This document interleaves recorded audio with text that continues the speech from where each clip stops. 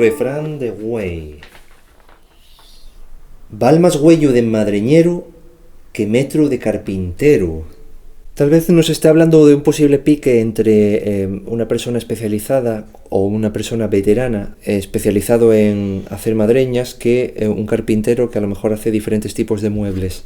Aunque ambos trabajen la madera, tal vez la forma de utilizar las herramientas y llevar a cabo la pieza sea diferente. En el caso del carpintero suele hacer muebles que necesitan una medida específica para la casa o para los módulos de una mesa, y en cambio el madreñero pues hace calzado específico para cada persona, rebajando y tallando cada madreña. A mí por lo menos me recuerda a tiempos pasados de artesanía, aunque por suerte todavía se conservan estas profesiones. Esperemos que no desaparezcan. ¿Cuál sería tu opinión con respecto a este refrán?